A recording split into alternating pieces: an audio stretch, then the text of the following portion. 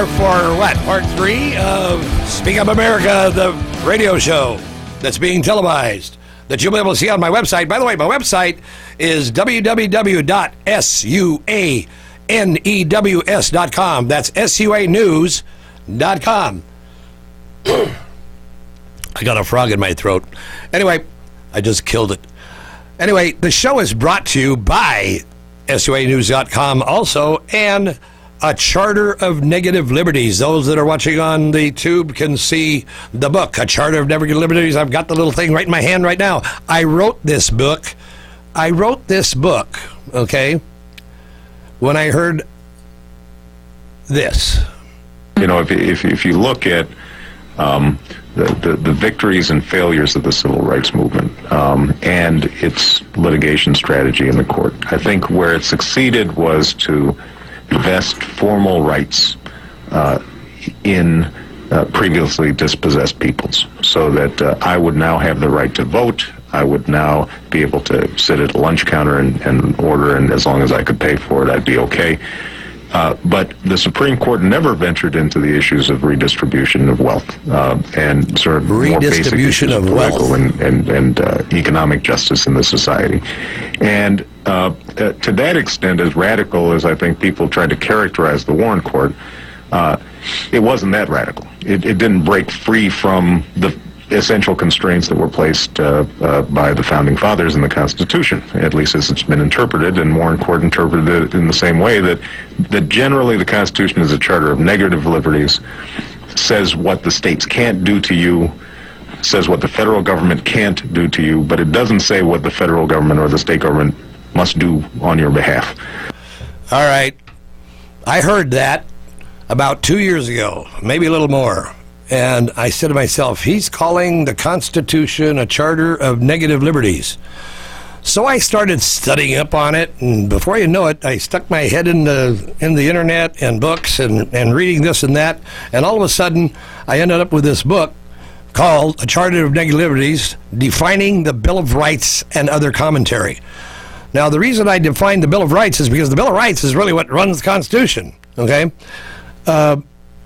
When he called it a Charter of Negative Liberties, he's right. Because there's a lot of people that will tell you the Constitution is the law of the land. Wrong. It's not the law of the land. It's the law of Washington, D.C. It's what they're supposed to do. It's what they are. It tells them what they can and cannot do. But liberals don't like that.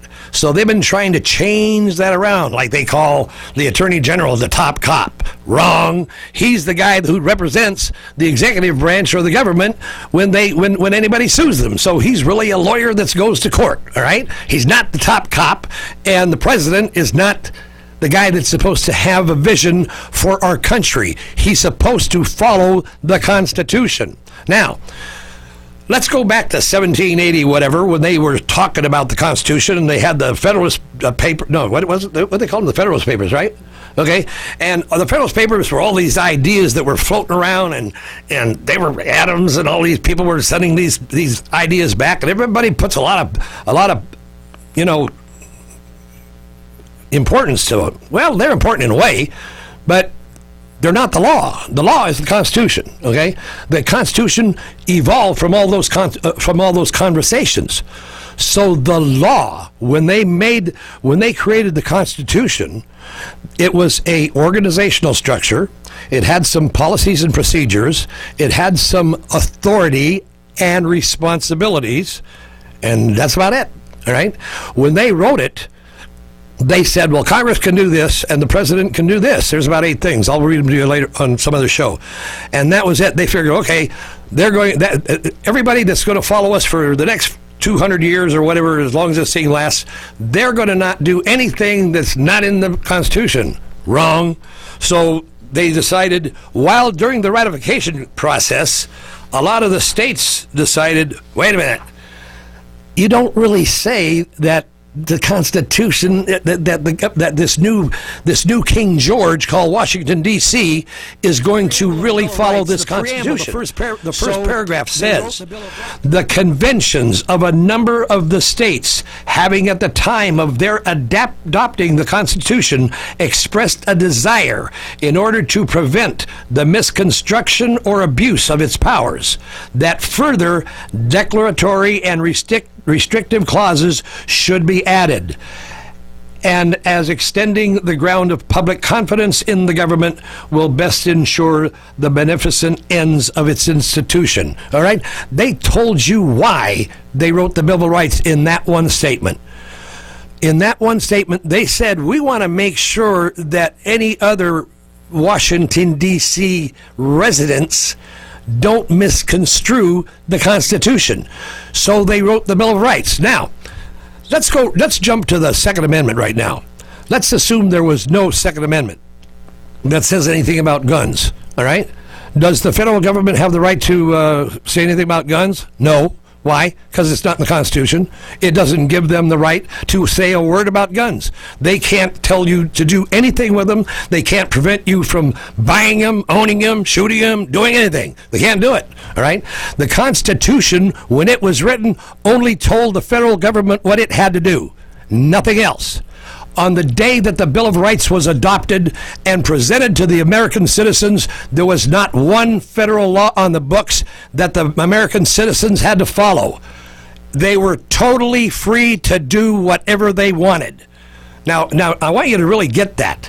They were totally free to do whatever they wanted. There were no federal laws on day one. Kind of hard to understand, right? Anyway, so Obama didn't stop there. Later on, he said this. Now, just as there was in Teddy Roosevelt's time, there is a certain crowd in Washington who for the last few decades have said, let's respond to this economic challenge with the same old tune. The market will take care of everything, they tell us. If we just cut more regulations and cut more taxes, especially for the wealthy, our economy will grow stronger. Now, it's a simple theory, and we have to admit it's one that speaks to our rugged individualism and our healthy skepticism of too much government. That's in America's DNA. And that theory fits well on a bumper sticker. But here's the problem. It doesn't work. It has never worked. Now you hear all those liberals clapping, all right? Those are probably Democratic senators and probably Democrat, well, I don't know. Actually, I don't know where he made that speech. But he said that the Constitution doesn't work, that our American way doesn't work. The first 100 years of this country went from a little tiny nothing country to a world power. We were the leaders in everything, in railroads, in steel production, our Navy. I mean, we grew in the 1800s so much, so fast, because there was no government intervention. There was, if a trapper went west to go trapping for pelts of any kind, he didn't have to have a permit. When they wanted to lay the railroad track across the United States, they didn't have to get an EPA environmental impact study. Okay, when two guys got in an argument in a bar, they went out and shot at each other. Now that might sound very primitive. You know, and we don't do that stuff anymore, but they had the freedom to do that. As long as the other guy drew first, you were off the hook. There wasn't a 2-year trial like we have now. If they saw a guy commit a crime, they held a court hearing the following day or 2 days later. They elected a jury. They boom and hung the guy. That was it. Okay. Now we wait 2 years or more to bring up some kind of a crime that people watched a person commit. 2 years and millions of dollars in TV time, and we're interrupt this program because this woman who killed her boyfriend smiled. You know, I mean, we got to stop that. But anyway, let's get back to the government. All right. So, what is the president's job? Well, as far as I'm concerned, the president's job is just like the mayor's job. The president's got to keep the Constitution. He swears to uphold, defend, and support the Constitution. That's what his job is. He shouldn't do anything else. He can't have a vision. Just like de Blasio can't have a vision for New York City. Bloomberg can't tell you what to drink and what to eat. All right? We're going to take a break here in a couple of minutes. Let me see here. We'll do this. Hi, I'm Chuck Diaz from Speak Up America with news you need to know. With mounting evidence that climate change is a natural occurring event, President Obama is still pushing for more stringent regulations because of what he calls man-made global warming. He's met with the EPA and top green scientists, and they now have definite proof on the cause of man-made global warming. Nixon, Reagan, and Bush did it.